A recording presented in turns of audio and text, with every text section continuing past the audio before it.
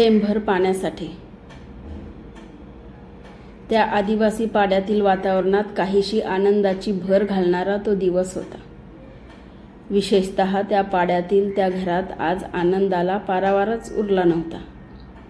सर्वांचे चेहरे अगदी आनंदाने उजळून निघाले होते. त्या घरात एका नवीन पाहुणीची आता भर पडणार होती. दारावर सजवलेले मंगलसूचक तोरण त्याची ग्वाही देत होते. त्या दिवशी दुपारी ठीक 2 वाजता त्या आदिवासी पाड्यात वधूवराचे आगमन झाले आणि तिथे त्यांना पाहणाऱ्यांची रीघ लागली. त्या घरात येणारी ती चक्क 3री वधू होती. त्याच्यापेक्षा वयाने फारच लहान होती, पण गरिबीने पिचलेल्या तिच्या पालकांनीच कमी वयात तिच्या जबाबदारीतून मुक्त होण्यासाठी हे लग्न लावून दिले होते. त्या घरात तिच्या 2 सवती हयात असताना सुद्धा.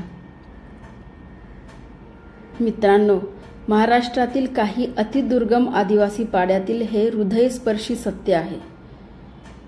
जिथे पिण्याचे पाणी मिळणे ही अत्यंत दुर्मिळ बाब मानली जाते. मग हंडाभर पाण्यासाठी घरातल्या कारभारणीला वणवण भटकावे लागते. कधीकधी तर 4-5 तासांची पायपीट करून सुद्धा हंडाभर पाणी मिळणे मुश्किल होऊन जाते. शिवाय घरातील चिमुकल्यांची होणारी हेळसांड ही वेगळीच असायची.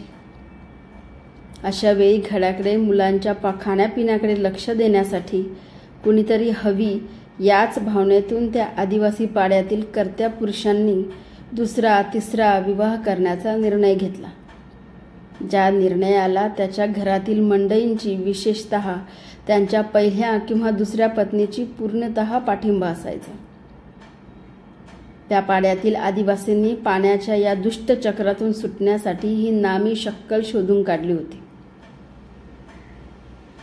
सरकारने या अतिदुर्गम भागातील आदिवासी पाड्यांकडे, त्यांच्या समस्यांकडे लक्ष जाईल तेव्हा जाईल, पण तोवर घोटभर पाण्यासाठी वणवण फिरणे हे त्यांना बंधनकारकच आहे.